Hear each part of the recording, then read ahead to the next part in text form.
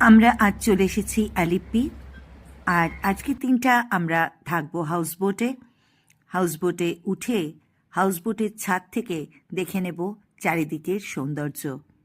তাহলে চলো প্রথম থেকেই দেখি অ্যালিপ্পিতে আমরা কি করলাম। অ্যালিপ্পিতে এলে কিন্তু হাউসবোটে থাকতেই হবে, আর আমরাও হাউসবোট বুকিং করেই নিয়েছিলাম, ত্রিবেণী ড্রিম ক্রুজ। আর সেই ড্রিম ক্রুজেই আমরা উঠে পড়লাম। আমাদের বেডরুমটা তোমাদের দেখিয়ে নিই।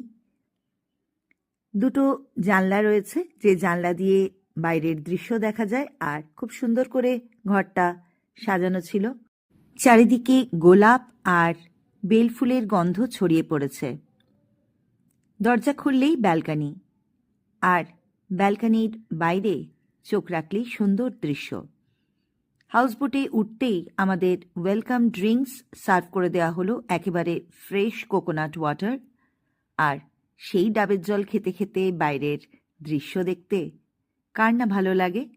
ক্রিসমাসের ছুটিতে আমরা এসেছি কেরালায়, আর আজকে ক্রিসমাস ইভ, তাই হাউসবোটের প্রাইসও কিন্তু অনেক বেশি।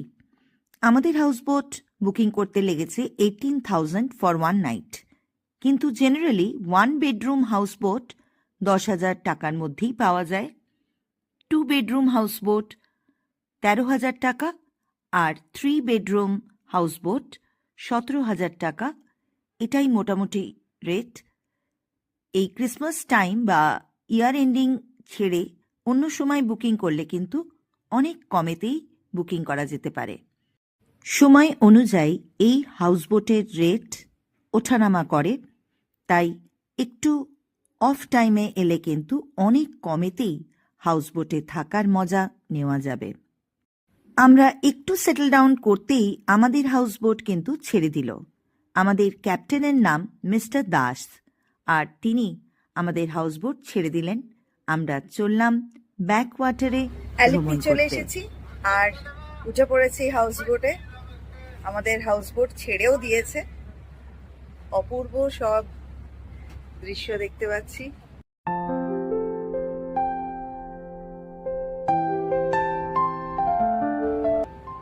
দেখো কত হাউসবোট।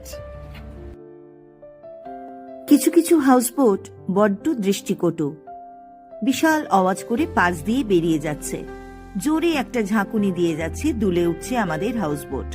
আর কিছু কিছু হাউসবোট বড় দৃষ্টিনন্দন, শান্ত ধীরভাবে পাশ দিয়ে যাচ্ছে।